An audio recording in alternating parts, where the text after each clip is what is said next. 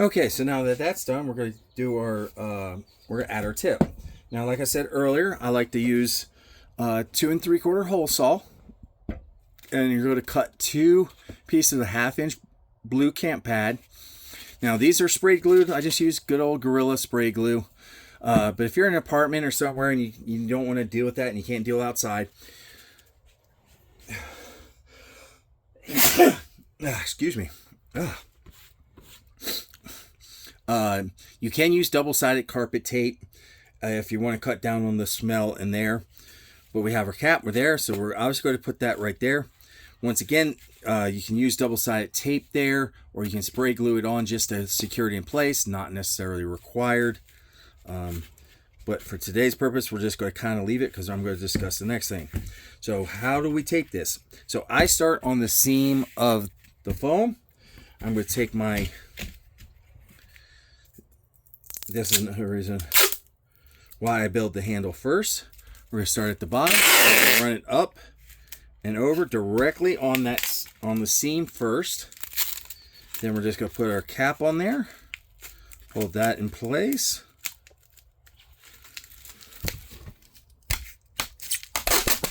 and then we're going to fold up and over and down. Ideally, it's as straight and even as we can, but it's not the end of the world if we don't. And much like the what we did with the pommel, now we're going to go to the back side and we're going to flip where you see the raw side where there's foam showing, and we're going to go ahead and put a piece there. Now we put tape over the foam for a couple reasons. First, it's going to help with durability. It's going to keep the foam from breaking down as quickly and easily. It's going to basically take the abuse. Secondly, as a more meta thing, if you will, that's what helps make the audible pop. It makes that nice crisp sound when you're swinging. Because we're not swinging for power, we're swinging for speed. Now, you may see little gaps in the foam there, and that's acceptable. But for today, we're going to go ahead. But a lot of people will want to completely cover the foam in tape. And that's what we're going to do. So we're just going to give it one more wrap across there. We want very minimal. And then we're going to get to the next thing. Okay. So now we give that a spot. And we're just going to work our way down the hands. Give it good strength, good grip. And we're just going to work our way down. Oh, I guess we're going to have to give it one more wrap. There's still some foam showing. So we're going to go ahead and give it one more wrap to make sure all the foam is covered. That way the weapon is completely encased in foam. And ouch, God dang. There.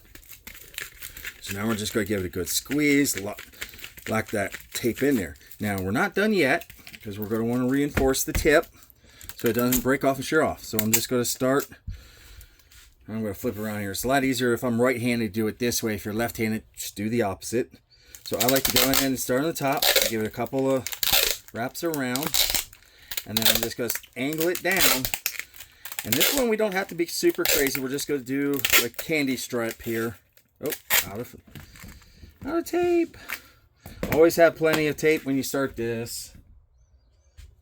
Where's my other? Go, just get a fresh roll here.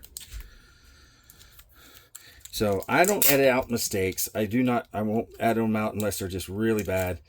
But because I want everybody to see mistakes happen. Even people who've been doing this for 20 years. So we're just going to... Now, you don't crank this one down. We're not cranking this down because we're not trying to compress the foam on the sword, on the strike edge here, right? We're just getting that down there. This is going to keep the tape, secure the tape, and keep it from banana peeling and peeling off down the road. So we just give it a nice light there, nothing crazy. We're not going to get too tight.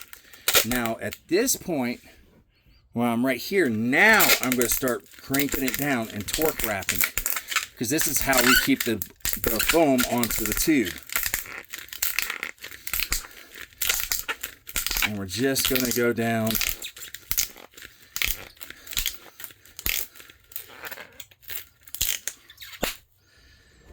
Okay. Now you see why I build the handle first, because if I did this and then put the handle over it, I'm going to have to cut the handle to get to the tube. So that's why I build the handle first. I build the pommel first, then I do the handle, then I put the sword on, and then I build the sword. So now we're just going to give that all a squeeze. Make sure everything's nice and tight. Now at this point, we would put our cover on. You need an opaque cover. Typically on the quick end, I'll probably do a video on how to make a sword cover soon. But for right now, I have a pre-done one I did earlier, and I'll have to do a video on that. Then we're going to cover it up, tape it up. Now pommels are not required to have a cloth cover, so you'll see a lot of people. Some people do it, some people don't. A lot of people don't do it because they just want to save that extra few grams of weight. But I think it looks better and more finished and allows you to customize it. This is the fun part, I think, with Amtgard, is the covers are what really allows you to customize it, show off your,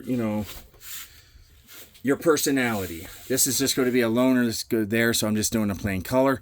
But you can get, I encourage you, experiment, play with it, get funky wild colors, get wild crazy patterns, have fun with it. It's an expression of your persona and your personality. You want to have fun with this. Amtgard's all about having fun. So now we're down here. What we're going to do next is we're just going to get some good old athletic grip tape.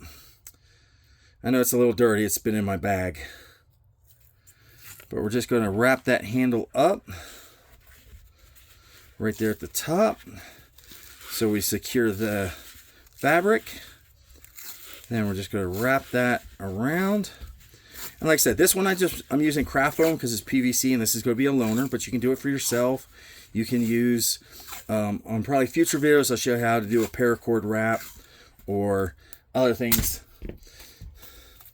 And now I also recommend writing your name on it, or, like I said, another great thing about using wild, crazy fabric is probably not too many people running around with a pink Hello Kitty sword. Or I have a loner bag that's made with pink unicorns. It's hilarious. I love it. So it makes it identifiable. But there you go. That is how you make a down to quick and dirty legal Amtgard short sword. So I'll be trying to post videos at least once a week. I'm still super busy. It's Ren Fair season.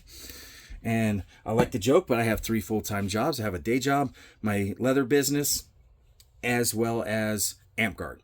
So I will try to get these videos out once a week.